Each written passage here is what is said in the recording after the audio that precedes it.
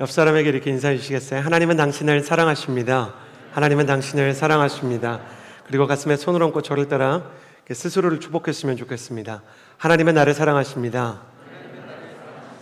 나는 그 사랑을 신뢰합니다.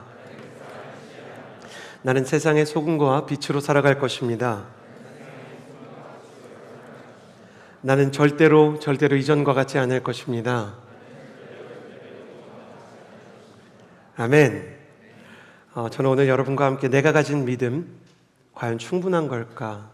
라는 제목을 가지고 여러분과 우리 스스로의 믿음에 대해서 돌아보는 시간 가져보려고 합니다.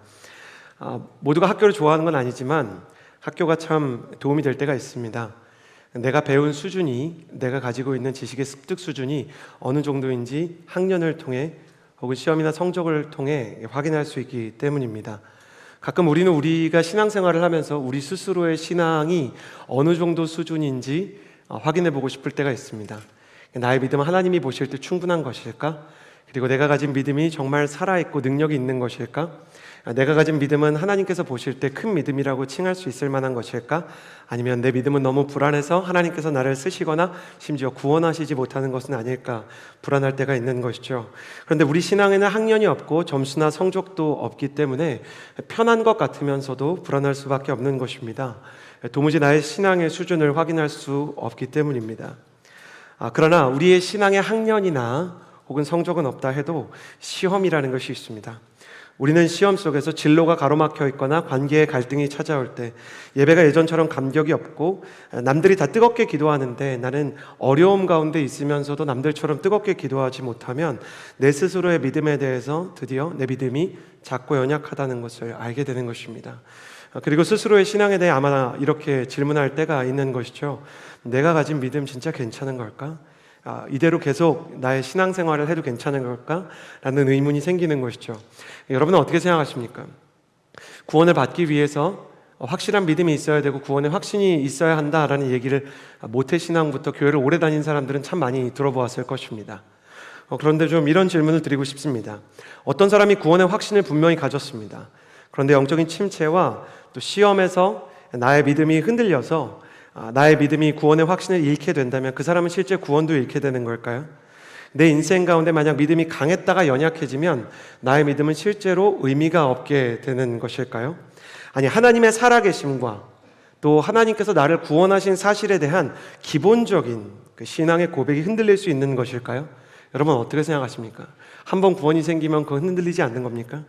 기독교 신앙의 기초를 설명하는 웨스터민스터 대요리 문답이라는 게 있습니다. 대요리 문답은 질문을 하고 그래서 문답인 거죠. 답이 있는 건데 신앙의 기본적인 질문을 담고 있기 때문에 혹시 나는 영적인 질문들이 좀 있다 하시는 분들은 웨스터민스터 대요리 문답이나 소요리 문답을 한번 읽어보면 좋겠습니다.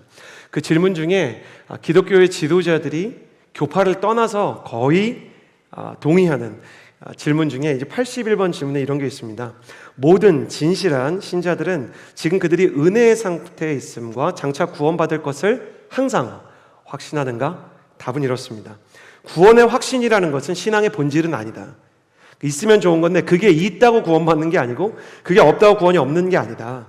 진실한 신자들도 때로는 확신에 이르기까지 기다림이 오래 필요할 수 있다. 그러나 하나님의 영이 버려두지 않고 동행하며 붙드심으로 결단코 전적인 절망과 완전한 배교에는 빠지지 않도록 하나님께서 계속해서 지켜주실 것이다. 이것에 대해서 존 찰스 랄이라는 사람은 이런 비유를 했어요. 믿음이라는 것이 뿌리라면 믿음과 확신은 좀 다르다. 확신은 열매다.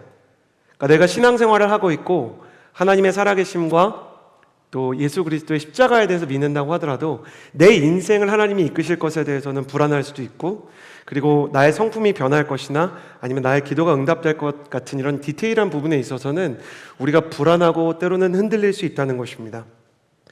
그래서 그는 뭐라고 얘기했냐면 믿음이 뿌리라면 확신은 열매다. 뿌리가 열매 없이 맺힐 수는 없지만 그러니까 어떤 열매가 맺혔는데 뿌리가 없는 건 아닌데 열매가 없다 그래서 뿌리가 없는 건 아니다. 열매가 없어도 뿌리는 있을 수 있다. 뿌리가 있다면 열매는 언젠가는 맺힌다. 존 찰스 라일이 영적인 지도자인데 이렇게 얘기했죠. 하용조 목사님께서도요, 믿음은 부부 사이에 아이가 잉태된 것과 같다. 남편과 아내 모두, 특별히 아내는 자기의 이 뱃속에 아이가 생긴 거잖아요. 근데 생긴 날 모를 수 있는 거죠. 저와 저희 아내도 첫째 연준이가 생겼을 때 진짜 몰랐어요. 여러분 오해하시면 안 됩니다. 저희 진짜 그런 의도 없었습니다. 모르고 에버랜드 가가지고 티익스프레스 탔어요. 그러니까 아이가 생긴 거 모르고 알았으면 안 갔겠죠. 근데 너무 신기한 게 또 알고 난 다음부터 의사의 선언이 떨어진 다음부터 입덧하더라고요. 그러니까 저희가 그때 알게 된 게 아이가 없는 게 아니라 아이가 있다는 걸 늦게 깨달은 거죠. 하영조 목사님은 믿음은 우리가 임신을 하는 것과 같다 그랬어요. 그래서 우리 안에 믿음이 없는 게 아니라 믿음이 있다는 것을 늦게 깨달을 수 있다. 그러나 믿음이 있다면 그 믿음이 자라서 결국엔 티가 나는 날이 올 것이다. 이렇게 얘기했습니다. 우리는 로마서 4장을 통해서 아브라함의 믿음을 최종현 목사님과 그리고 이우람 목사님을 통해 2주간 말씀을 통해 설교로 듣게 되었습니다. 이 구절에서 핵심은 4절에서 기록된 말씀인데 4절에서 기록된 말씀은 창세기 15장 6절을 그대로 써놓은 것이기 때문에 창세기 15장 6절을 그대로 쓸게요. 로마서 이제 4장 4절과 창세기 15장 6절이 같습니다. 아브라함이 여호와를 믿었습니다. 그래서 여호와께서 아브라함의 그런 믿음 때문에 그를 의롭게 여기셨습니다. 이 사건 이후에 아브라함이 할례를 나중에 받거든요. 그랬기 때문에 할례가 사람을 의롭게 하는 게 아니라 믿음이 의롭게 한다는 사도 바울의 말은 코에 걸면 코걸이, 귀에 걸면 귀걸이가 아니라 실제 성경 속에서 일관된 하나님의 가르침이었던 거예요. 그러니까 아브라함이 하나님을 믿었다는 거죠. 그렇죠? 하나님께서 그걸 보고 아브라함을 의롭게 여기셨대요. 그런데 우리가 이 구절만 보지 말고 아브라함의 믿음이 당시에 어떤 상태였는가를 보기 위해 어떤 상황에서 하나님이 어떤 수준의 믿음을 보고 아브라함을 의롭게 하셨는지 한번 같이 보자고요. 창세기 15장을 보면 아브라함이 장막 안에 있었어요. 우리 이번에 그 몽골 아울리치 갔다 온 지체들이 있는데 몽골에서는 이제 그 이동식 천막인 이제 게르라는 것 안에서 사람들이 살거든요. 그러니까 영원히 캠핑족인 거예요. 그러니까 아브라함도 그런 그 캠핑족 같은 유목민족 장막에서 살았거든요. 집이 항상 이렇게 접을 수 있는 형태여야 되고 풀이 다 떨어지면 양들을 먹이기 위해 다른 곳으로 이동해야 되는 거예요. 장막 안에 이렇게 있는데 아브라함이 그날따라 마음이 불안한 거예요. 나이가 75세가 넘었는데 아직 자식이 없어요. 금융수단이 없고 저축이나 보험 같은 그 제도가 없던 이 시기에 유일한 노후에 가장 안전한 자신의 노후를 연약해졌을 때 돌봐줄 수 있는, 책임져 줄 수 있는 대안은 자녀였고, 자녀가 없다는 건 노후가 불안하고 암살이나 배신을 당할 수 있을 뿐만 아니라 하나님의 축복을 받지 못한 저주받은 자라는 인식이 있었던 탓에 아브라함은 영적으로도 그리고 자신의 인생의 미래에 대해서도 불안함을 가지고 있었던 것이었어요. 그는 영적인 침체를 겪고 있었고 믿음의 의심이 찾아온 상태였습니다. 하나님께서는 그것을 아시고 아브라함을 찾아오셔서 그에게 이렇게 말씀하시죠. 잠깐 밖으로 나와봐라. 밖으로 나오니까요, 장막 밖에 밤하늘의 별이 수없이 많이 펼쳐져 있는 거예요. 제 인생 최고의 행운은 제가 은하수를 본 건데 요즘에는 참 보기 힘들어졌는데 저 어릴 때 아빠랑 같이 수련회를 가다가 아버지가 청년부 멘토님이셨거든요. 그러니까 노지준 멘토님을 보면 저희 아버지 생각이 납니다. 아빠, 그러니까 아버지 생각이 죄송해요 멘토님 사랑합니다. 그러니까 아버지 생각이 나요. 저희 아버지도 멘토님을 했거든요. 근데 저희 아버지가 이렇게 차를 운전하고 계셨는데 내려봐 그래서 딱 내렸는데요, 진짜 별이 보이는데 그때 어떤 청년이 누군지 기억이 안 나요. 근데 저 하늘의 별을 보아라, 그 말씀을 읽는 거예요. 근데 정말 어린 마음에도 경이라 그러죠. 그게 확 밀어닥쳐오면서 하나님에 대한, 자연에 대한 경의가 곧 하나님에 대한 경외로 바뀌면서 정말 하나님을 향한 찬양이 나오더라고요. 그래서 우리가 잠깐 찬양했던 그 아름다운 기억이 있어요. 아브라함이 그걸 보는데 하나님이 이렇게 말씀하셨대요. 밤하늘의 별을 보아라. 내가 저렇게 무수한 별을 창조한 것처럼 너의 자손도 별처럼 많이 창조해주고 너의 자손도 이와 같이 무수하게 만들어주겠다. 이때 아브라함이 그걸 보고 하나님의 약속을 믿었고, 그걸 보고 하나님이 하신 말씀이 아브라함이 하나님을 믿으니 하나님께서 이를 그의 의로 여기셨다라는 말씀이에요. 그럼 이게 진짜 아브라함이 믿음이 있는 건가?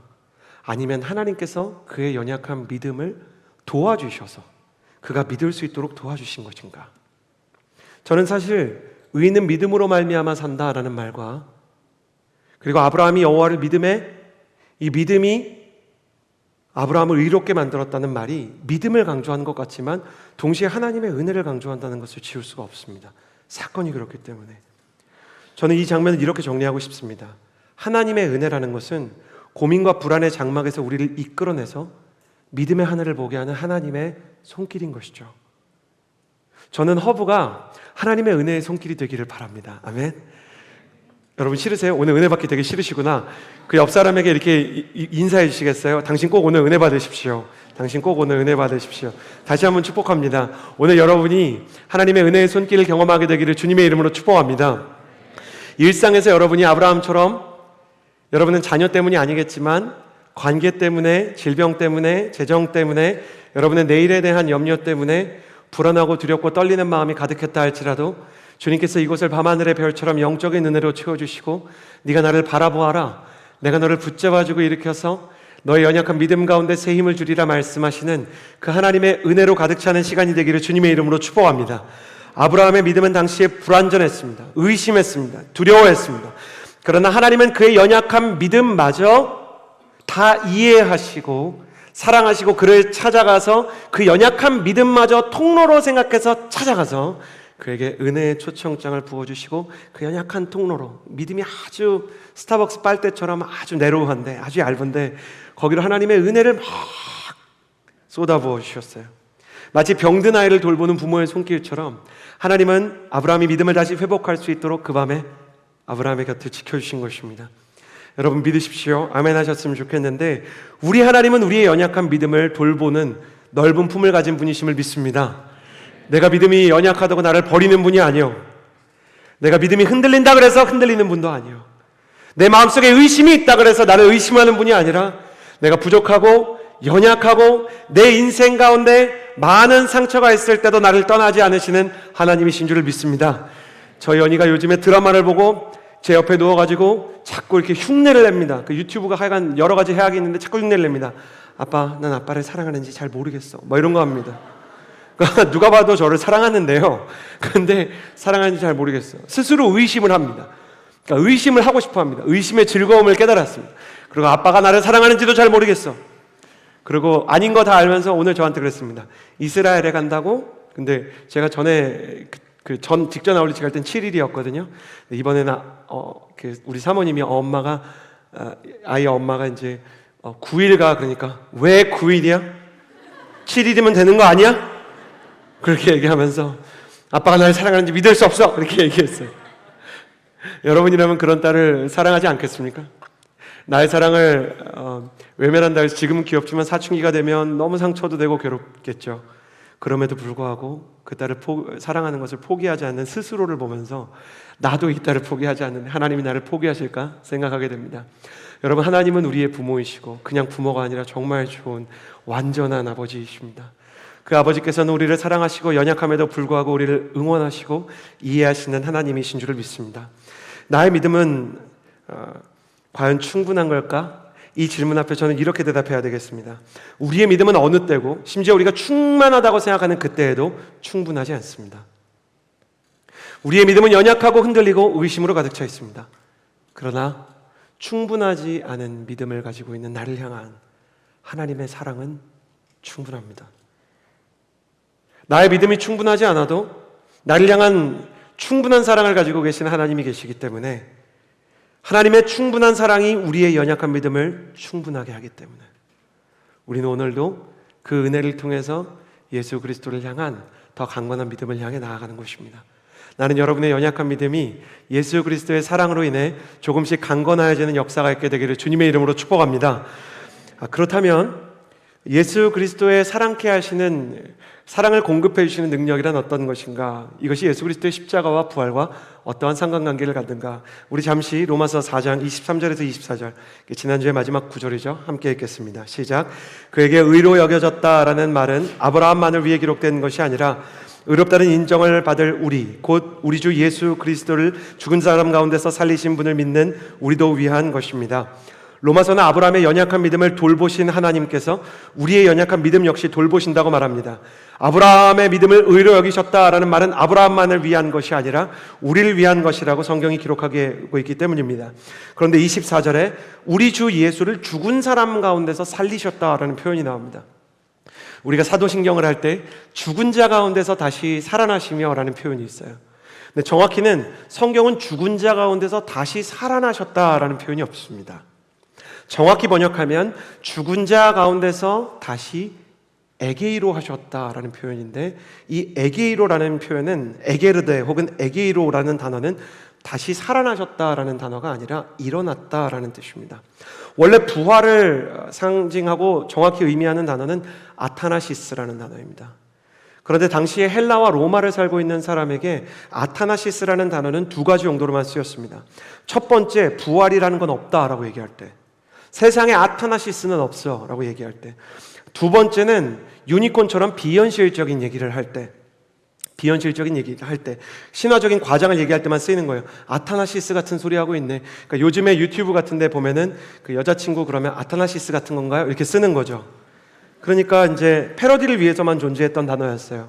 사도들이 예수님의 부활에 대해서 아타나시스라는 단어를 직접적으로 쓰면 사람들은 그걸 패러디로 생각하고 미무로 여길까봐 제자들은 다른 단어를 썼습니다. 그것이 이 에게이로라는 단어입니다.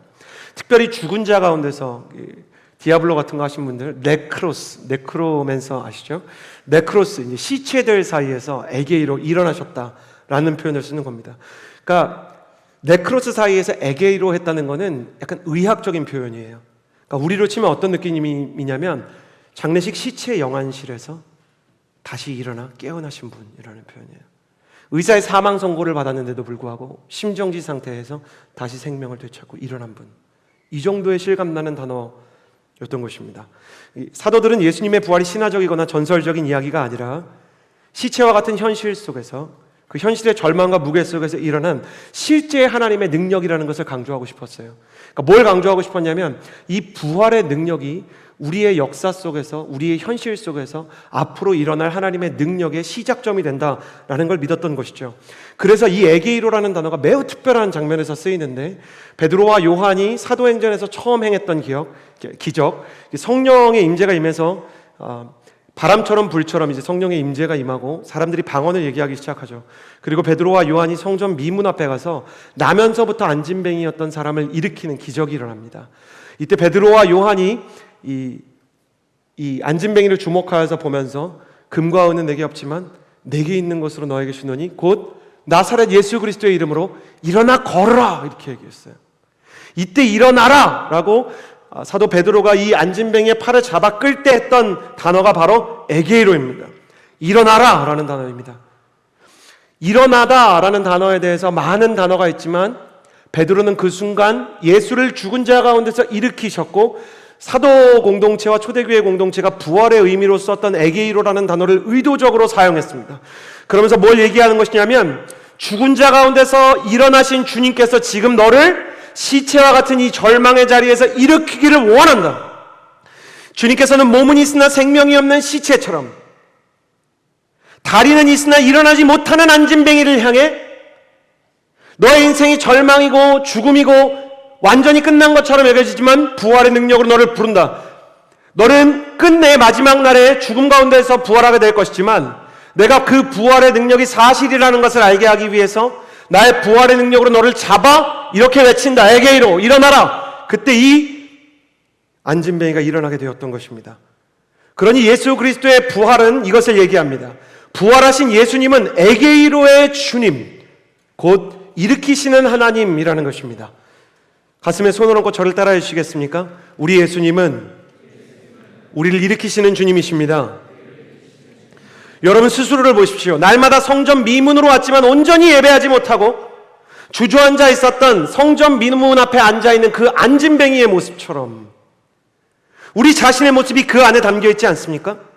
다리가 있어도 걷지 못하는 이 안진뱅이의 모습은 교회를 다니지만 믿음이 있다고 하지만 내일을 두려워하고 사람의 말에 상처를 받고 주저앉아서 예배하지 못하고 주님께 기도하지 못하고 기뻐하지 못하고 영적으로 자유를 누리지 못하는, 예배를 오면서 설레임과 기대감이 아닌 양재역에서 여기까지 오는 길은 왜 이렇게 더운가?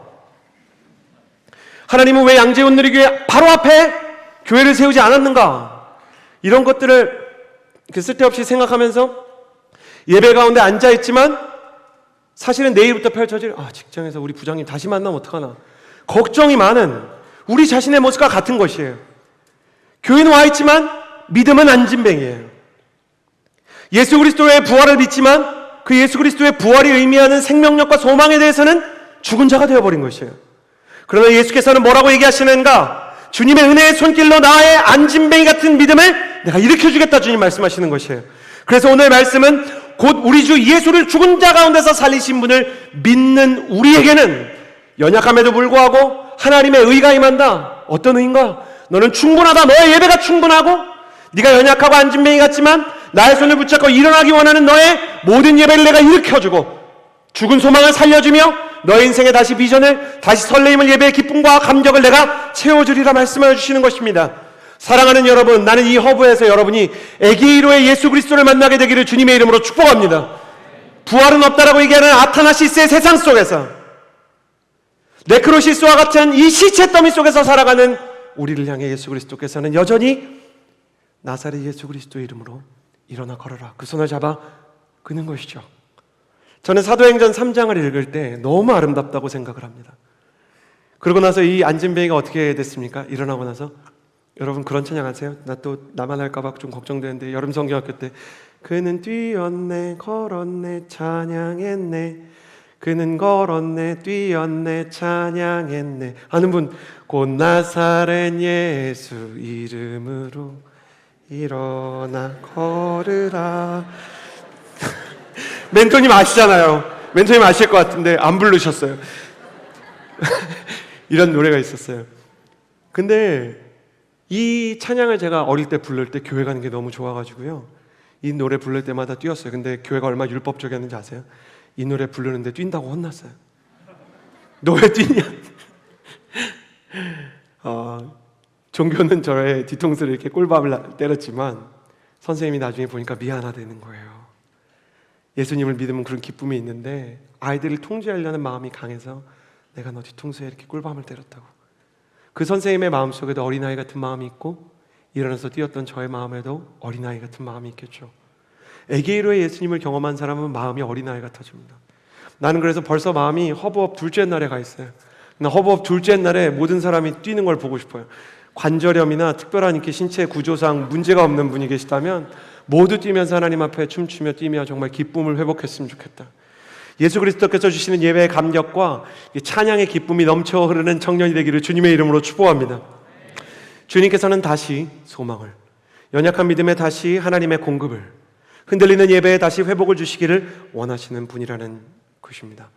그렇다면 이 주님을 향한 우리의 믿음은 연약할지언정 방향은 제대로 가고 있는가? 내 믿음이 연약한 것까지는 괜찮은데, 좀 속도가 느린 건 괜찮은데 핸들이 잘못된 건 안 되니까 내가 방향은 제대로 가고 있는 것일까? 우리 이 믿음의 증거에 대해서 몇 가지 살펴볼 수 있는 그 말씀이 나오는데, 나의 믿음이 제대로 가고 있는지 살펴볼 수 있는 두 가지 증거를 살펴보기를 원합니다. 1절 말씀, 제대로 가고 있는 방향이 올바른 연약하지만 똑바로 가는 믿음의 첫 번째 증거입니다. 1절 함께 읽겠습니다. 시작. 그러므로 우리는 믿음으로 의롭다는 인정을 받아 우리 주 예수 그리스도로 인해 하나님과 더불어 화평을 누리고 있습니다. 주님은 우리의 연약한 믿음을 보시고 주저앉은 영혼을 일으켜 주시는데, 그러려면 이제 연약할지언정 방향은 바로 되어 있어야 되죠. 제대로 가고 있는 믿음에 증거와 열매가 있습니다. 제대로 가고 있다면 자동차에 시동이 걸렸다면 뒤에 배기가스가 나오는 것처럼 증상이 있는데, 제대로 가고 있는 믿음의 열매 첫 번째는 화평입니다. 화평. 화평이라는 단어는 헬라어로 에이레네라는 단어입니다. 그런데 이 에이레네라는 단어는 에이레네로 이해하면 안 되고, 이 사도 바울과 제자들이 이스라엘 사람이었기 때문에 히브리어로 에이레네를 뭐에 이렇게 사전에서 교차했는지를 보면 샬롬이라는 뜻입니다. 샬롬은 평안이라는 뜻인데, 예수님께서는 이 샬롬에 대해 이렇게 말씀하셨습니다. 요한복음 14장 27절, 내가 너희에게 평안을 주고 간다. 곧 내 평안을 너희에게 준다. 내가 주는 평안은 세상이 주는 것과 같지 않다. 너희는 마음에 근심하지 말고 또 두려워하지도 말라. 주님께서 주시는 평안은 세상이 주는 편안과는 다른 것입니다. 무엇이 다른가? 세상의 편안은 보이는 조건에 달려 있습니다. 돈이 많고 명문학교에 진학하고 좋은 직장에 다니면 그 사람 인생이 편안해 보입니다. 그러나 묻고 싶습니다. 여러분이 대학교에 합격해서 여러분의 마음이 평안을 얻었습니까? 여러분이 직장에 취업을 해서 지금 직장에 다니는 분들이 계시다면 평안하십니까? 남들이 볼 때 내가 가진 것을 가지지 못한 분이 볼 때는 그렇게 보일 수 있습니다. 그러나 실제로 세상의 조건을 거머쥔 사람은 불안하고 또 힘듭니다. 마오쩌둥, 모택동이라고 부르는 사람이 있죠. 그리고 유수한 공산주의와 독재자들은요, 자신이 자야 하는 안방에서 잠을 이루지 못하는 날이 많았습니다. 모택동은 자기 방이 뻔히 있고 거기를 잘 꾸며놨음에도 불구하고 사람들이 잘 발견할 수 없는 작은 다락방과 같은 곳에 숨어서 잠을 잤다고 합니다. 너무 많은 암살자들이 그의 목숨을 노렸기 때문입니다. 독재자와 지도자였음에도 불구하고 그가 매우 좁고 비밀스러운 방에서 몸을 쪼그린 채 잠을 잤다는 사실은 세상의 조건과 세상이 가지고 있는 편안함이 얼마나 부질없는가를 보여줍니다. 또 세상에 보이는 편안은 그 조건에 의해서 사람을 완전하게 편안하게 못할 뿐만 아니라 언제든지 사라질 수가 있습니다. 돈이 많던 사람이 갑자기 돈을 잃기도 합니다. 명문학교에 진학한 사람이 전공에 적응을 하지 못해서 우울하고 또 어렵게 들어간 직장에서 관계와 이 사내에 있는 정치에 휘말려 상처를 받는 일이 허다합니다.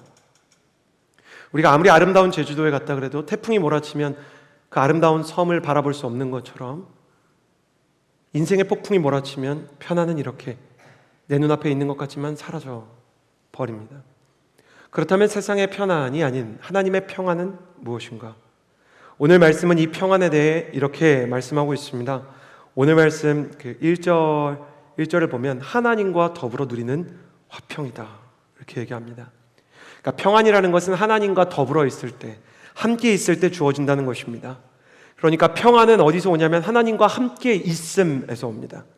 하나님께서 나와 함께 계시는 옛날 책의 제목인데 하나님의 임재 연습, 하나님의 임재 의식, 하나님이 나와 함께 계시다는 곳에서 우리에게 주어지는 것이죠.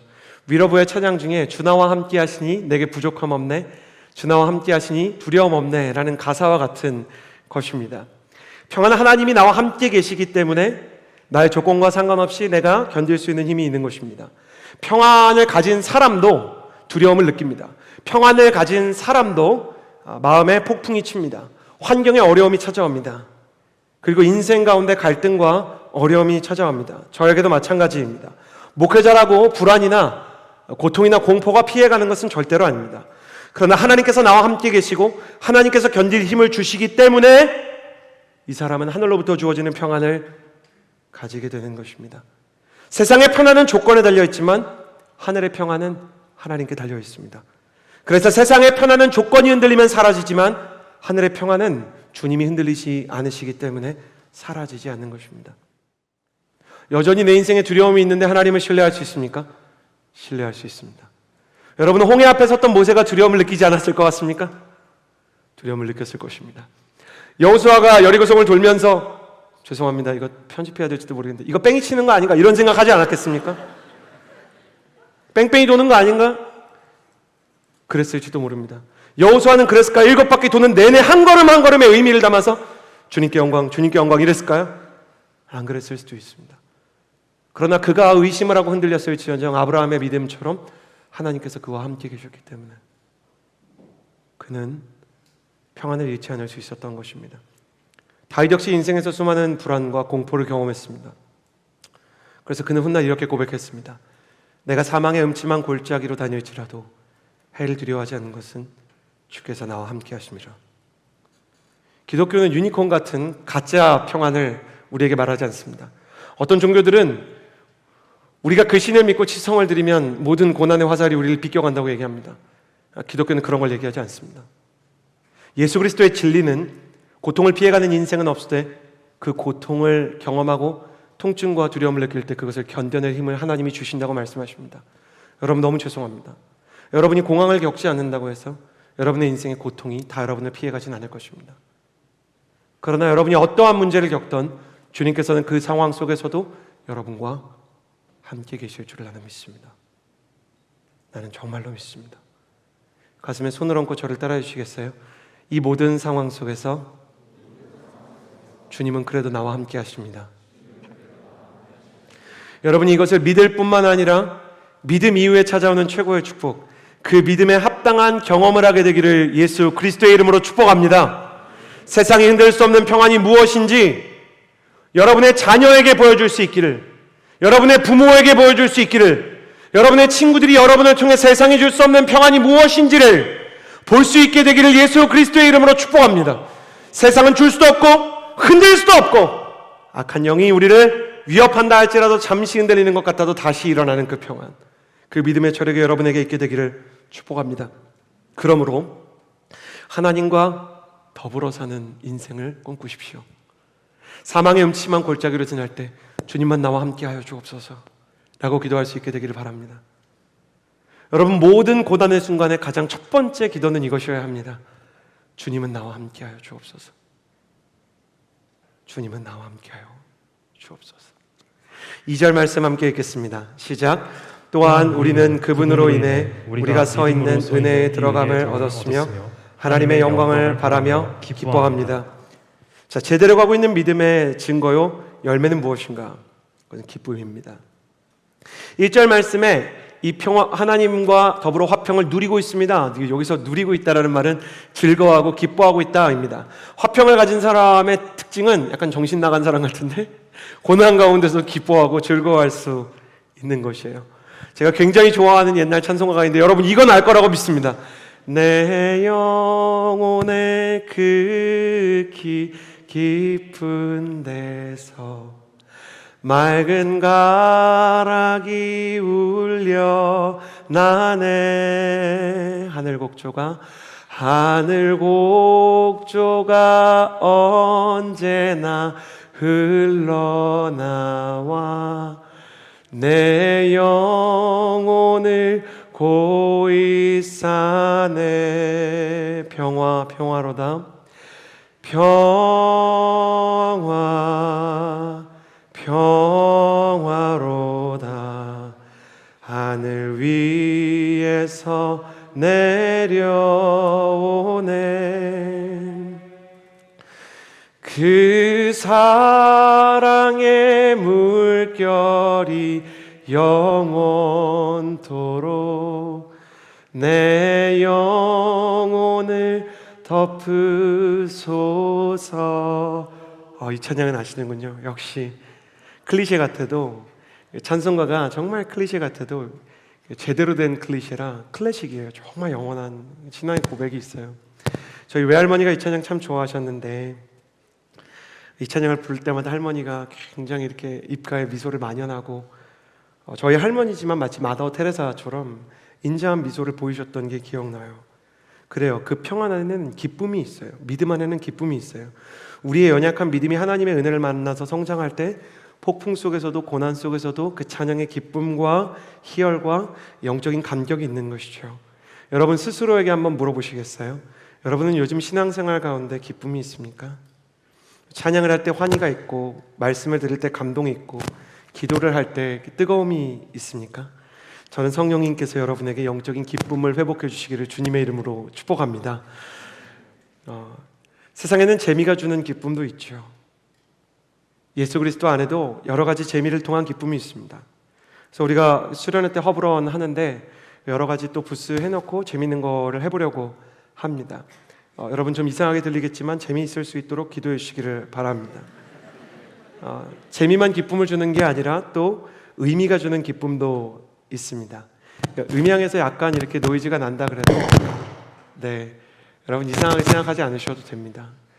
이런 때 음향팀은 마음이 타들어가는데 음향팀이 문제가 아닙니다. 그냥 너무 걱정하지 않고 너무 실수라고 생각하지 않았으면 좋겠습니다. 우리 스태프들이 평안할 수 있도록 모든 섬기는 분들을 위해 최선을 다하고 있는 거 안다라는 마음으로 격려한 사랑의 박수를 한번 보내주시면 좋겠습니다.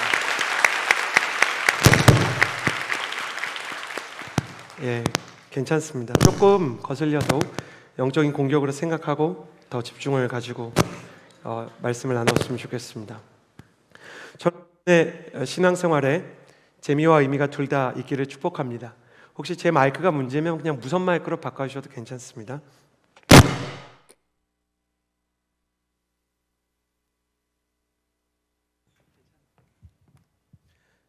이거 끄면 괜찮나요? 감사합니다.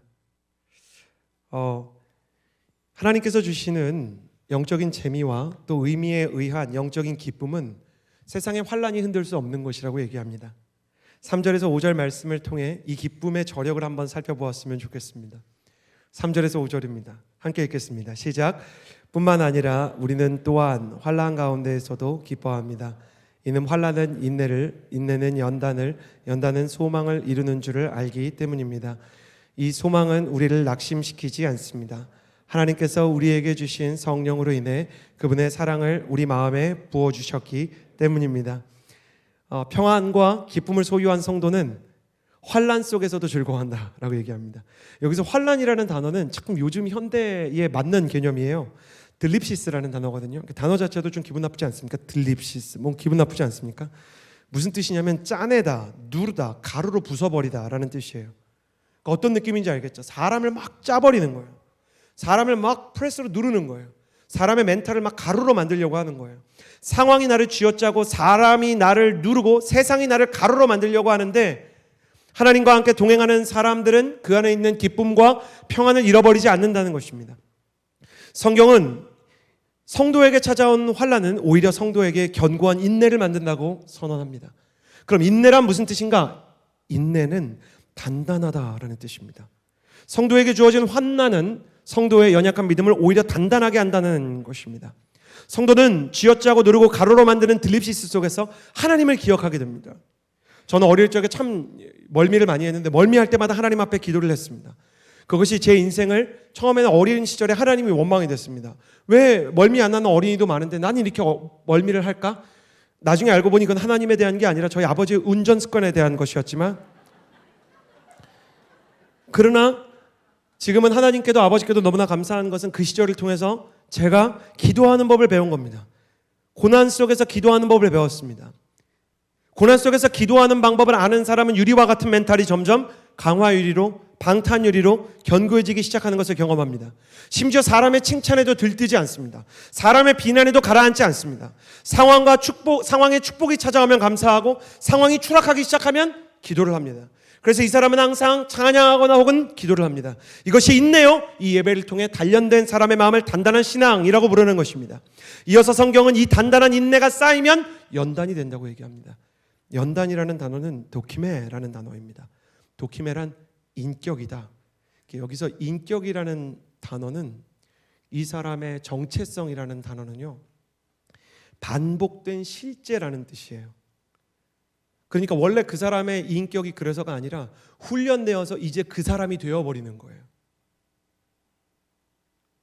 하나님이 영혼의 대장장이처럼 단단한 기도와 예배의 담금질을 통해서 대장장이의 망치질에 의해서 대장장이가 날카로운 검을 만드는 것처럼 하나님께서 인내와 하나님의 거룩한 성령의 충만으로 그분의 손 안에서 새로운 명검과 같은 인격을 만들어 주시는 거예요. 그것이 바로 성령의 열매라고 부르는 사랑과 희락과 화평과 오래 참음과 자비와 양성과 충성과 온유와 절제라는 열매입니다. 예전에는 사랑할 수 없었는데 사랑을 합니다. 용서할 수 없었는데 용서를 합니다. 예전에는 흔들렸는데 이제는 평안합니다. 예전에는 사람을 미워했는데 이제는 마음이 흔들리지 않습니다. 예전에는 어리석었지만 이제는 지혜롭습니다. 예전에는 사람을 쫓아갔지만 이제는 기도하는 거예요. 나는 여러분이 언젠가 여러분 주변 사람들로부터 이런 말을 듣게 되는 날이 오리라 기대하고 믿습니다. 저 사람은 진짜 기도하는 사람이야. 저 사람은 정말 하나님의 성품의 일부를 닮은 사람이야. 나는 여러분 안에 예수 그리스도의 성품이 도킴해 여러분의 인격에 반복된 실제로 경험되어서 여러분이 예수 그리스도 안에서 축복의 통로요 그리고 하나님의 선함의 통로가 되기를 주님의 이름으로 축복합니다. 이 연단의 그릇이 완성되면 성경은 뭐라고 얘기하냐면 다만 이뿐 아니라 우리가 환난 중에도 즐거워하나니 이는 환난은 인내를, 인내는 연단을, 연단은 소망을 이루는 줄 알미라라. 이 연단이라는 도킴의 인격의 그릇 안에 비로소 담기는 것이 성경은 뭐라고 얘기한다고요? 소망을 이루는 줄 알미라라. 소망이 담기는데 이 소망은 히브리어 하존과 같은 단어로 비전이라는 단어입니다. 그러니까 하나님께서는 시련이 찾아오는 성도에게 인내의 망치질을 하시고 그 시련에 반응하는 성도의 영혼의 반응과 그리고 태도와 중심을 바꾸심으로써 하나님께서 쓰실 만한 비전의 사람으로 만들어가는 겁니다. 하나님이 원하는 것은 비전의 성취가 아닙니다. 하나님이 원하는 것은 그분의 꿈이 이루어지는 게 아닙니다. 하나님이 원하는 것은 그분의 비전을 이룰 비전의 사람을 완성하는 것입니다. 그래서 우리가 로마서 16장까지 가면 맨 뒤에 16장에는 사람 이름만 쭉 나옵니다. 왜냐하면 복음의 완성이 이 로마서의 정수가 사람의 명단, 곧 사람 안에 있기 때문입니다. 교회는 건물이 아니요 사람입니다. 여러분 한 사람 한 사람이 곧 하나님의 비전입니다. 여러분이 예수 그리스도를 닮아가고 예수 그리스도와 동행하고 예수 그리스도와 함께 고난을 통과하는 그 과정 자체가 비전의 완성인 것입니다. 사랑하는 여러분, 그러므로 여러분이 대학에 낙방했다 할지라도, 취업에 문턱에서 좌절하고 있다 할지라도, 여러분이 직장 상사의 공격에 의해서 멘탈이 가로가 된다 할지라도 예수 그리스도와 함께 걷고 있다면 그 삶 자체가 바로 비전의 성취인 것입니다. 주님께서는 우리에게 때로 비전과 시련을 함께 해주십니다. 하나님의 관심이 꿈이 아니라 그 꿈을 이루는 사람의 완성에 있기 때문입니다. 하나님은 꿈을 사랑하시는 분이 아니라 하나님의 꿈을 담을 그릇, 그 사람을 사랑하십니다. 그래서 우리 인생 가운데 망치질이 찾아올 때, 하나님을 찾아야만 하는 그 순간이 올 때 주님 앞에 바로 반응하는 하나님의 사람이 되십시오. 여러분, 이 말을 잊지 마시기를 바랍니다. 하나님의 손에서 낭비되는 고난과 시련은 여러분의 인생에서 결단코 존재하지 않을 것입니다. 그분은 우리의 인생의 그 어떤 시련도 낭비하지 않으십니다. 그분은 우리의 인생의 그 어떤 고통도 무의미하게 흘려보내지 않으십니다. 그분 앞에서 우리의 모든 고난의 시간이 오히려 쌓이고 대장장이의 망치질처럼 여러 번 반복되어서 우리는 강한 존재로 거듭나게 되는 것입니다. 기도하면서 이번 여름이 지나고 가을에 수련회를 해야 될까 고민할 때 하나님께서 수련회를 해야 되겠다라는 마음을 주셨어요. 그리고 나서 이제 허브업 수련회를 준비하게 됐는데, 수련회를 하는데 뭐를 위해서 준비할까 하다가 프리즌 브레이크라는 주제를 주셨어요. 보이지 않지만 우리 모두가 영적인 감옥 안에 갇혀 있다는 거예요. 다니엘이 빛 좋은 게살구라고 눈에 보기에는 좋은 바벨론의 왕궁에 갇혀 있었지만 사실 그는 포로였고, 느헤미야는 술관원으로 살고 있었지만 사실 그는 왕 대신 독사를 막는 방탄조끼 같은 사람이었던 것이죠. 에스더는 왕비였지만 남편이 부르지 않으면 남편 앞으로 갈 수 없는 비인격적인 사랑을 받고 있었던 비참한 여인이었습니다. 그럼에도 불구하고 그들 모두에게 공통된 열쇠가 있었는데, 그들이 갇혀있는 이 감옥을 열 수 있는 열쇠는 곧 하나님과 함께한다는 임재와 동행 안에 있었습니다. 왜 수련회를 하는가? 나는 이 수련회를 통해서 여러분이 하나님과 다시 동행하게 되는 역사가 있게 되기를 바랍니다. 왜 수련회를 하는가? 이 프리즌 브레이크를 통해서 여러분의 인생의 감옥의 문을 여는 임재의 열쇠를 여러분이 받기를 소원하는 것입니다. 제가 아니라 하나님이요. 하나님께서 여러분 한 사람 한 사람을 초청하기 원하시고, 또 여러분을 부르셔서 하나님의 뜻대로 한 사람 한 사람에게 하나님의 기름 부음을 내려주기 원하는 것입니다. 시간을 구별해서 주님 앞에 집중된 시간으로 3일 동안 머물러 하늘의 평안과 하나님의 임재를 구하는 시간에 여러분 함께 하십시오. 그리고 주님께서 여러분의 영혼을 새롭게 또 강하게 만들어 주시기를 예수 그리스도의 이름으로 축복합니다. 마지막으로 우리 6절에서 8절의 말씀을 함께 읽겠습니다. 6절에서 8절 함께 읽겠습니다. 시작. 우리가 아직 연약할 때 그리스도께서는 작정된 시기에 경건하지 않은 사람을 위해 죽으셨습니다. 의인을 위해 죽는 사람은 거의 없고 선한 사람을 위해 과감히 죽는 사람은 간혹 있기는 합니다. 그러나 우리가 아직 죄인이었을 때 그리스도께서 우리를 위해 죽으심으로 하나님께서는 우리에 대한 그분의 사랑을 나타내셨습니다. 우리가 아직 죄인 되었을 때 예수님께서 십자가에 달려 돌아가심으로 하나님에 대한 우리의 사랑이 증명되었다라고 얘기합니다. 방금 이 얘기를 들으면서 혹시 그런 생각 안 하셨습니까? 그런데 꼭 신앙생활은 고통이 있어야 되는 걸까? 하나님께서는 우리에게 찾아온 시련을 왜 피하게 하지 않으시고 꼭 인내와 연단이라는 과정을 거치게 하는 것일까? 이 질문에 대한 해답이 바로 이 구절 속에 들어 있습니다. 왜 신앙생활에 하나님께서 고통을 피하게 하지 않으시는가? 저는 이 구절이 의인을 위하여 죽는 자가 쉽지 않고 선인을 위하여 용감히 죽는 자가 혹 있거니와 우리가 아직 죄인 되었을 때 하나님께서 그리스도를 십자가에 못 박으심으로 하나님께서 우리에게 대한 자기의 사랑을 확증하셨느니라 라는 이 말씀이 무슨 뜻인지를 비로소 알게 되는 사건을 아울리치 중에 경험하게 되었습니다. 얼마 전에 저는 우리 청년 일부와 함께 한 공산국가로 아울리치를 다녀왔습니다. 그 나라는 선교사의 선교행위나 또 청년 크리스천들의 아울리치가 엄격하게 금지되어 있었습니다. 그러나 그 나라에도 복음을 기다리는 사람들이 있었고 아울리치 팀이 와서 사역을 해주기를 바라는 영혼들이 있었습니다. 특별히 하루는 그 동남아에 가보면 이렇게 우리나라처럼 한 층에 이렇게 방이 이렇게 나눠져 있는 게 아니라 작은 방 크기로 이렇게 여러 층을 이렇게 쓰게 이렇게 세로로 돼 있거든요. 그러니까 방이 3개면 위로 3층이 이렇게 쌓여 있는 느낌이에요. 근데 어떤 성돈 집 3층에서 아이들이 여름 성경학교를 하게 됐는데 얼마나 노래를 열심히 부르고 아이들이 율동을 잘 따라하는지 청년들이 그 아이들을 보면서 도리어 이제 영혼 가운데 힘을 얻는 거예요. 그런데 갑자기 이 3층으로요 공안과 경찰이 들이닥쳤습니다. 실제로 이런 일이 일어났습니다. 우리나라로 치면 여름 성경학교를 하는데 국정원 요원이 온 것입니다.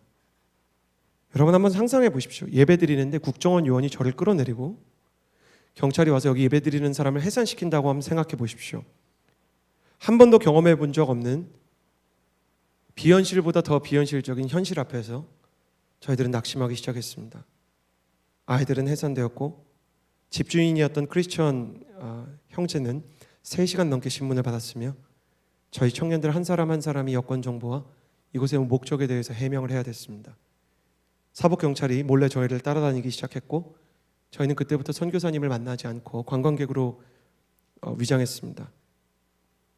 그때 그 상황 속에서 저희 팀이 또 제가 가장 중요하게 먼저 생각해야 됐던 우선순위가 있었는데 그건 저희가 아니라 선교사님과 현지 크리스천 청년의 안전이었습니다. 혹시나 이 공산국가에서 선교사님을 발견해서 선교사님을 추방할까 봐 그리고 현지 크리스천 청년에 대해서 감시와 제재가 이어질까 봐 우리는 그들과 최대한 상관없는 척을 하기 위해서 애써야 했습니다.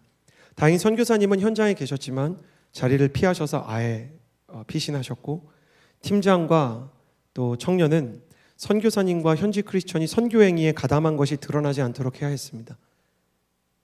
그래서 팀장과 이 청년 둘이서요 팀이 가지고 있는 모든 성경책을 찍기 시작했습니다. 화장실에 간다는 핑계로 성경책을 들고 들어가서 물을 내리고 십자가를 부숴서 의미 없는 나무 조각으로 만들어야 됐습니다. 청년들은 그것을 하면서도 이 일을 하는 게 맞을까 생각을 했지만 순간적으로 그것이 선교지를 위한 판단이라는 생각이 들었고 나중에야 확인하게 되었지만 선교사님으로부터 그 명령이 그러니까 그 명령이 아니죠. 부탁이 십자가를 부수시는 게 좋겠습니다. 부셔서 창밖으로 던지고 성경책을 파쇄해야 됩니다.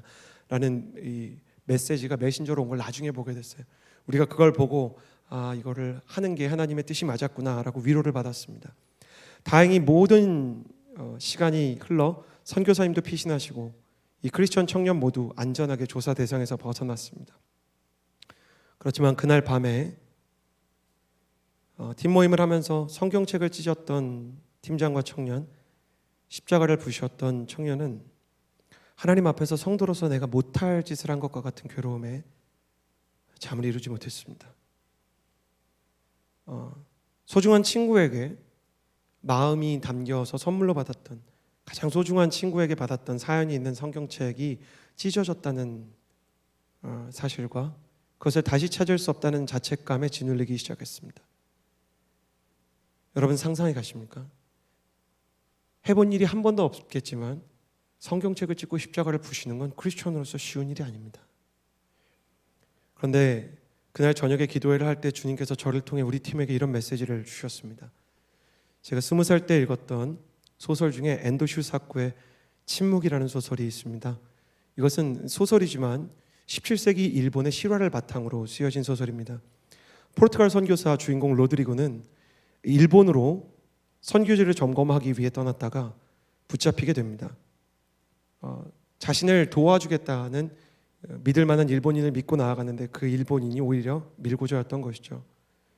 이 로드리고 앞에 일본 사람들은 일본 크리스천들을 두고 로드리고가 예수 그리스도를 배신하지 않으면 이 성도들의 목을 치겠다고 하고 실제로 목을 치고 그들을 고문합니다. 여러분 상상해 가십니까? 실제로 있었던 일입니다. 선교사의 믿음을 꺾기 위해서 일본에 대해서 이렇게 얘기해서 죄송하지만 일본의 어떤 문화는 참 이렇게 악랄한 고문 문화가 있었던 시기가 있는 것 같아요. 선교사를 고문했다면 차라리 참았을 텐데 성도들을 고문하겠다는 일본인의 협박 앞에서 이 선교사는 고뇌하기 시작합니다. 실제로 이런 일들이 17세기에 비일비재했습니다. 근데 로드리고는 어떻게 해야 되나 고뇌하다가 성도를 살리기 위해서 동판에 새겨진 예수 그리스도의 그림을 밟고 침을 밟고 모욕을 하게 됩니다. 그때 동판에 자신의 발을 올려놓자 통증과 함께 침묵이라는 소설에서 한 번도 선교사들에게 말씀하지 않으셨던 예수 그리스도께서 등장하셔서 이런 말씀을 하십니다. 로드리고 밟아라. 나를 밟고 지나가라. 나는 너희에게 밟히기 위해서 존재하느니라. 밟는 너의 발조차 아플 것이니 그 아픔만으로 내게 충분하니라. 성도를 살리기 위해 예수님의 성화를 밟고 모욕해야 됐던 포르투갈 선교사의 마음이야말로 예수 그리스도의 마음을 닮았다는 사실을 저는 20살 때 신학생 때 읽을 때 몰랐지만 이제야 깨닫기 시작한 겁니다. 성경책을 찢고 십자가를 부순 청년의 마음이 이렇게 괴롭다면, 그러면 선교사를 위해서 이 성경을 찢고 십자가를 부수는데도 이렇게 괴롭다면 우리를 위해서 그 아들의 몸을 찢고 부수셨던 하나님의 마음은 어땠을까?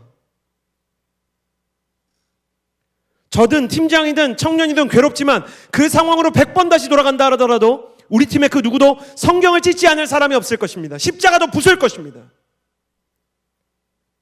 선교사님을 보호하기 위해서 내가 사랑했던 성경을 찢고 실제로 있었던 일이지만 우리 가족에게 소중한 십자가를 부술 것입니다. 그렇게라도 선교사님과 성도를 보호할 수 있다면 그것이 하나님의 마음이었던 것입니다. 하나님께서도 2000년 전으로 1000번 만번 돌아가신다고 하더라도 저와 여러분을 구하기 위해서 예수님의 십자가에 못 박지 않으시겠습니까? 우리가 왜 성경을 찢었습니까? 내 손에 주어진 성경과 십자가보다 선교사의 안전과 선교지의 아이들의 영혼이 중요하다는 것을 고백해야 됐기 때문입니다. 그럼 하나님은 예수 그리스도를 왜 십자가에 못 박으셨는가? 하나님의 최우선 순위에 우리가 있다는 것을 증명하신 것입니다. 내 아들이 죽어야만 이들을 구할 수 있다면 나는 내 아들을 죽여서라도 이들을 구하겠다라고 선언하는 것이죠. 그래서 성경은 이렇게 얘기하는 겁니다. 의인을 위하여 용감히 죽는 자가 혹 있고 선인을 위하여 용감히 목숨을 던지는 자가 혹 있거니와, 우리가 아직 죄인 되었을 때 그리스도께서 우리를 위해 십자가에 못 박히심으로 하나님께서 우리에게 대한 자기의 사랑을 증명하셨느니라. 우리를 구원하시기 위해서 그리스도께서는 십자가에 달려 고통을 인내하셨습니다. 육신이 찢어지고 정신이 붕괴될 만한 고통스러운 십자가 위에서 예수님은 자신을 조롱하고 저주하는 자들에게 도리어 이렇게 기도하셨습니다. 아버지여, 저들을 용서하소서. 자기들이 하는 일을 모르고 있습니다. 이것이 바로 그리스도의 십자가입니다. 그리스도의 십자가는 엄청난 고통이 닥쳐왔음에도 그보다 더 압도적인 사랑이 고통을 이기게 한 사건이었습니다. 하나님이 억지로 한 게 아니라 하나님 안에 있는 사랑이, 예수 그리스도 안에 있는 우리를 향한 사랑이 너무 커서 그 사랑의 크기가 고통의 크기보다 압도적으로 컸기 때문에 하나님의 사랑이 증명되는 시간이었던 거예요. 하나님은 지금도 세상에 고통받는 자들의 문제를 단순히 해결하는 것이 아니라 후에 로마서에서 보겠지만 너희가 슬퍼하는 자들과 같이 울고 기뻐하는 자들과 같이 웃으라 말씀하십니다.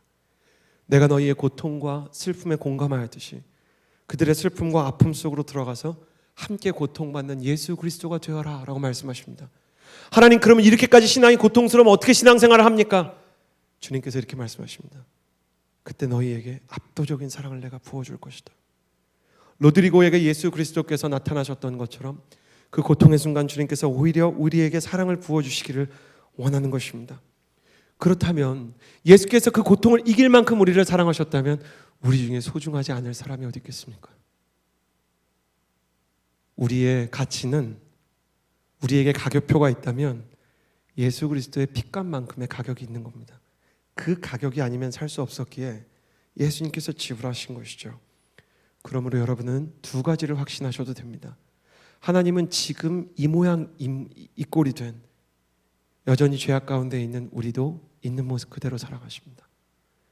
그리고 그 주님께서 우리에게 이렇게 말씀하십니다. 나에게 너희가 그만큼 가치 있다 말씀하신 주님께서 너희 중에 그 누구도 너희 스스로를 평가절하 하거나 너희 스스로를 하찮게 여겨서는 안 된다 말씀하시는 것이에요. 사랑하는 여러분, 축복합니다. 예수 그리스도의 십자가 안에 여러분의 가치가 있음을 믿으시기를 예수 그리스도의 이름으로 축복합니다. 사단이 뭐라고 얘기하든 원수가 뭐라고 얘기하든 여러분 한 사람 한 사람이 예수 그리스도의 생명만큼 가치 있다는 사실이 끝내는 믿어지는 역사가 일어나게 되기를 주님의 이름으로 축복합니다. 그래서 9절에서 11절에 보면 이렇게 선언합니다. 그러므로 이제 우리가 그리스도의 피로써 의롭다는 인정을 받았으니, 의롭고 충분하며 가치 있다는 인정을 받았으니 그리스도로 인해 하나님의 진노에서 확실히 구원받을 것입니다. 우리가 하나님과 원수되었을 때 하나님의 아들이 죽으심으로 인해 그분과 화목하게 되었으니, 화목하게 된 우리는, 하나님과 함께 동행하게 된 우리는 하나님의 생명으로 인해 확실히 구원받을 것입니다. 확실히 구원받을 거라고 2번 얘기해요. 그뿐만 아니라 이제 우리는 우리를 하나님과 화목하게 하신 우리 주 예수 그리스도로 인해 하나님 안에서 기뻐합니다. 성도에게 이제 확신이 있다는 것입니다. 우리의 믿음이 충분하기 때문에 구원받는 게 아닙니다. 여러분 저를 보십시오. 당신의 믿음이 충분하고 강해서 구원받는 거 아닙니다. 당신이 순장해서 구원받는 것도 아닙니다. 내가 목사라서 구원받는 거 아닙니다. 아울리치 갔다 왔다 그래서 내 믿음이 강해지는 게 아닙니다. 내 믿음은 연약하지만 우리가 믿는 예수 그리스도의 사랑이 충분하기 때문에, 우리의 믿음의 근거가 우리를 위해서 십자가를 지시고 하나님께 저주와 버림을 받으신 그리스도의 십자가 위에 있기 때문에 우리의 믿음이 연약하고 흔들려도 우리는 구원을 받게 되는 것입니다. 설교 제목으로 돌아갑니다. 내가 가진 믿음이 너무 부족한 건 아닐까? 내가 가진 믿음은 과연 충분한가라고 묻는다면 죽을 때까지 부족할 것입니다. 한없이 연약할 것입니다. 크리스천이었던 고 윤동주 시인의 말처럼 죽는 날까지 하늘을 우러러 한 점 부끄러움이 없기를 바라는 것이 성도의 마음이지만 우리는 죽을 때까지 한 점이 아니라 수백 점의 수천 점의 부끄러움을 가지고 있을 것이고, 깨어진 모습과 해결할 수 없는 중독 속에서 더러움을, 오물을 묻히고 살아갈 것입니다. 그러나 예수 그리스도의 사랑은 나의 믿음이 충분하지 않아도 여전히 십자가 위에 있습니다. 나를 향한 하나님의 사랑은 여전히 연약한 믿음을 가진 나를 향해 충분하다는 것입니다. 나의 믿음이 충분해서가 아니라 그의 사랑이 충분하기 때문에 우리는 낙심하지 않을 수 있습니다. 사랑하는 허브의 청년 여러분, 혹시 아직 죄를 다 끊지 못했습니까? 제발 깨끗해지고 돌아오겠다는 말을 하지 마십시오. 아직 중독의 사슬에서 자유롭지 못합니까? 내 힘으로 이거 끊고 오겠다는 기약 없는 약속 따위 하지 마십시오. 병든 자녀에게 필요한 것은 스스로 열심히 일하는 것이 아니라 아버지의 품 안에 자신을 의탁하는 것입니다. 아버지의 마음을 밀어내지 마십시오. 여러분이 하나님께 가장 큰 상처를 주는 방법은 죄를 짓는 것이 아니라 하나님을 거절하는 것입니다. 하나님 가까이 오지 마세요. 나는 죄인입니다라고 말하며 그분을 밀어내는 것이 하나님을 아프게 합니다. 오히려 어린아이처럼 고백하십시오. 주님, 지금으로서는 내 믿음이 이게 다입니다. 내 초라한 믿음에 눈물이 나고 죄송한 마음 금할 길 없어도 내 모습 이대로 주님께 나아가기를 원합니다. 그 넓은 사랑의 품 안에 안겨 애게이로 다시 일어나는 하나님의 아들, 다시 회복된 하나님의 딸이 되기를 원합니다. 그렇게 주님의 품 안으로 나아가기를 원합니다. 우리 함께 찬양하고요, 기도했으면 좋겠는데, 우리가 아까 불렀던 마지막 찬양입니다. 저 너무 놀랐어요. 제가 최종현 목사님이랑 설교에 대해서 나누지 않았는데 이 찬양이 마치 성령께서 우리를 연결해 준 것처럼 느껴졌습니다. 그래서 찬양을 바꿔서 원래 준비했던 찬양이 아닌 이 찬양을 합니다.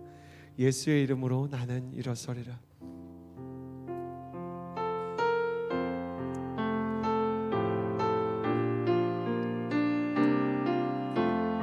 가슴에 손을 얹고 한번 찬양할까요?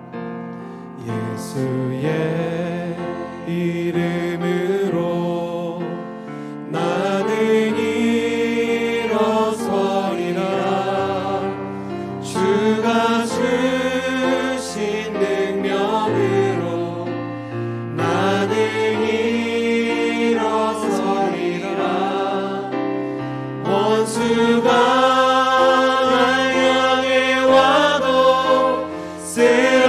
쓰러지지 않으리라.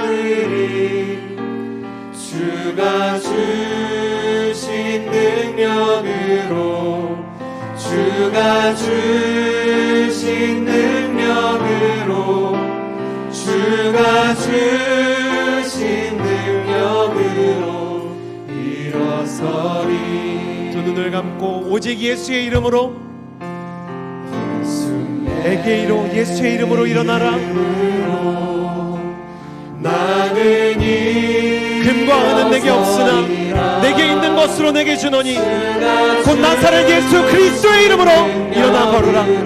사도들이 말하여 그 손을 붙잡아 일으킨 것처럼 나의 믿음은 충분하지 않지만 당신의 사랑의 손과 은혜의 손으로 이끌어 주옵소서. 원수가 나를 무너뜨리려고 하고 내 믿음 충분하지 않다고 하고 내 믿음이 상황에 흔들리고 사람에 무너져도 다시 일으키실 주님 앞으로 나아가 예배하게 하여 주옵소서. 주가 주신 능력으로 일어나 다시 꿈꾸며 춤추게 하여 주옵소서.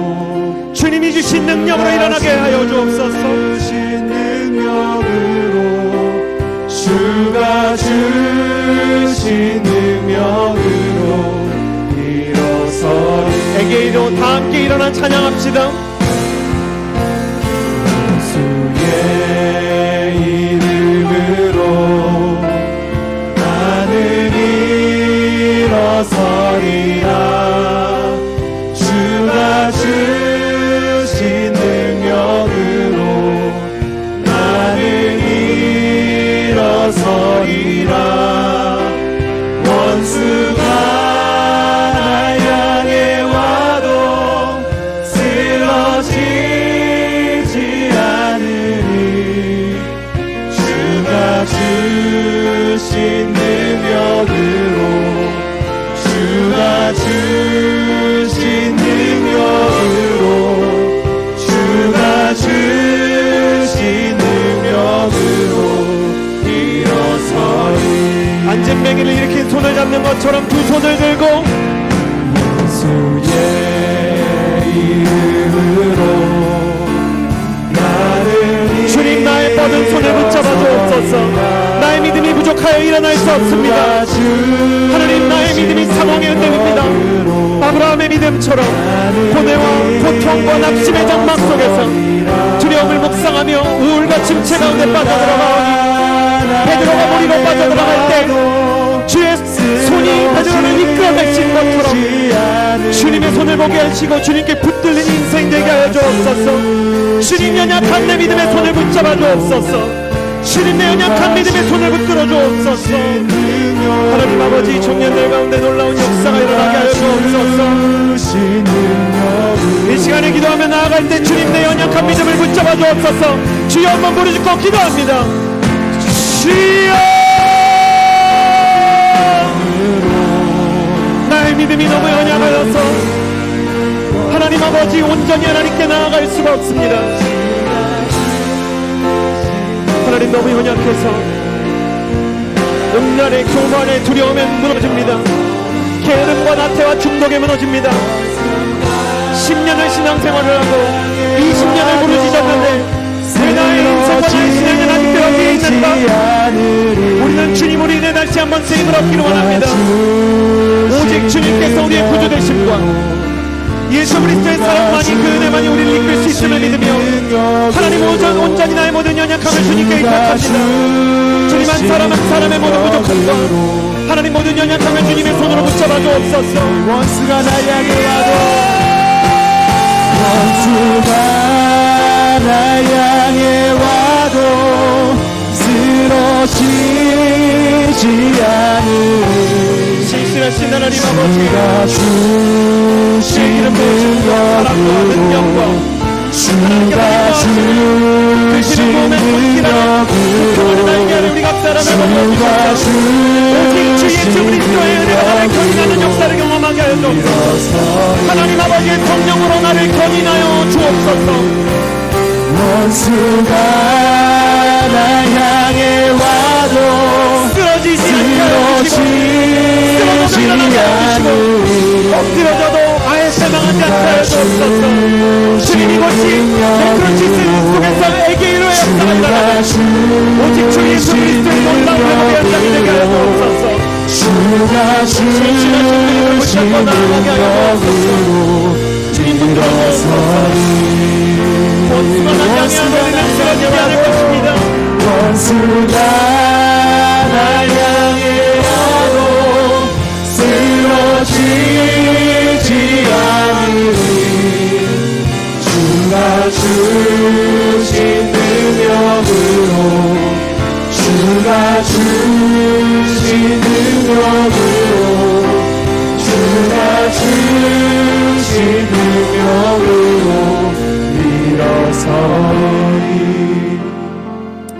이어서 기도할 때 하나님, 나의 연약한 믿음에 대해 기도하는 것이 아니라 오직 예수 그리스도의 십자가의 영광을 올려드립니다. 여러분, 우리의 믿음의 수준과 상관없이 저와 여러분 우리 모두를 위해서 예수 그리스도께서 십자가 지셨음을 믿으시면 아멘 하십시오. 우리 한 사람 한 사람을 위해서 예수께서 십자가를 지셨다는 것은 주님께서 우리를 책임질 각오를 하셨다는 것입니다. 사망이나 생명이나 전사들이나 권세자들이나 높음이나 깊음이나 다른 어떤 피조물이라도 우리를 우리 주 예수 그리스도 안에 있는 하나님의 사랑에서 끊을 수 없다고 성경이 기록하였습니다. 이 시간 기도하면 하나님 앞으로 나아갈 때 하나님, 오직 예수 그리스도의 십자가의 영광을 올려드립니다. 예수 그리스도의 십자가를 찬양합니다. 죽을 때까지 예수 그리스도를 예배하게 하여 주옵소서. 그 십자가에 합당한 영광과 예배를 올려드리게 하여 주옵소서. 그 십자가의 사랑을 찬양하게 하여 주시고 예배하는 인생 되게 하여 주옵소서. 두 손 하늘로 향하여 들고 주여 세 번 부르짖고 기도합시다. 주여, 주여, 주여.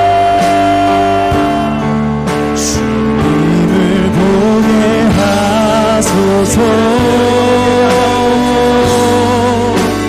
나를 붙드소서.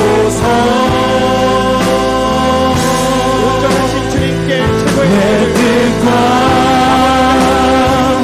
내 생각 내려놓고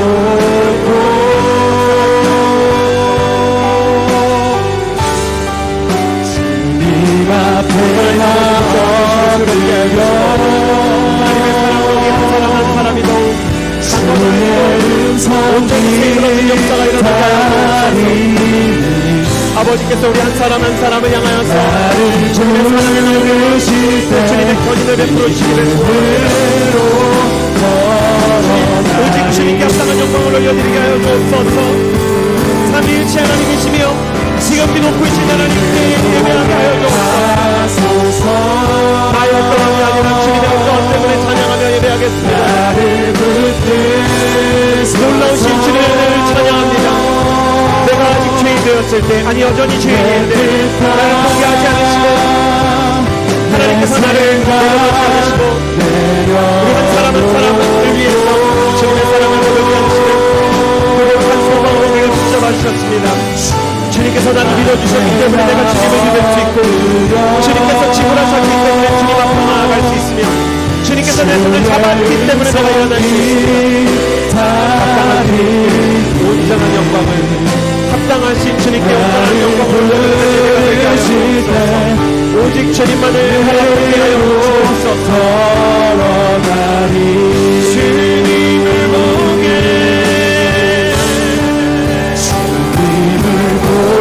하소서.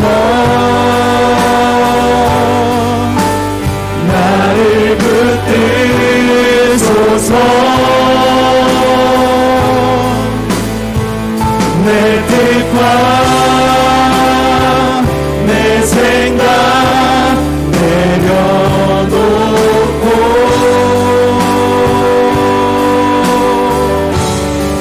주님 앞에 나 엎드려 주의 음성 기다리니 나를 부르실 때 믿음으로 걸어가리.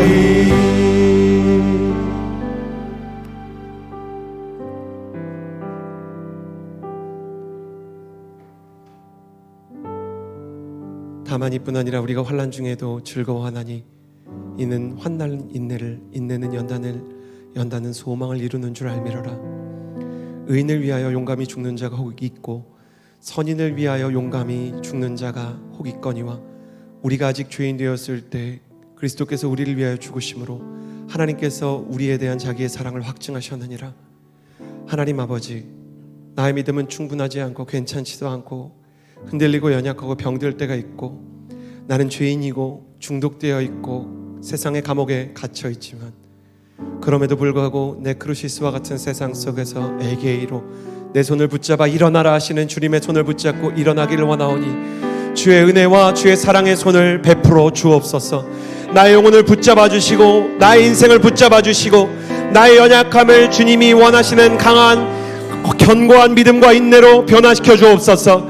인내하게 하시고 연단을 이루게 하시고 소망의 그릇이 되게 하여 주옵소서. 그 안에서 다시 한번 예수 그리스도의 사랑을 보며 넘어질 때도 죄인을 위해 목숨을 던지신 예수님께 경배하게 하여 주옵소서. 이제는 우리 구주 예수 그리스도의 은혜와 하나님의 사랑과 성령의 교통하심과 일으켜 세워주셔서 견인하심의 역사가 이 자리에서 자신의 믿음은 부족하지만 오직 주님의 은혜와 사랑에 의탁하여 나아가는 이 시대의 아브라함들 머리 위에 이제로부터 영원토록 함께하여 주시기를 간절히 축원하옵나이다. 아멘.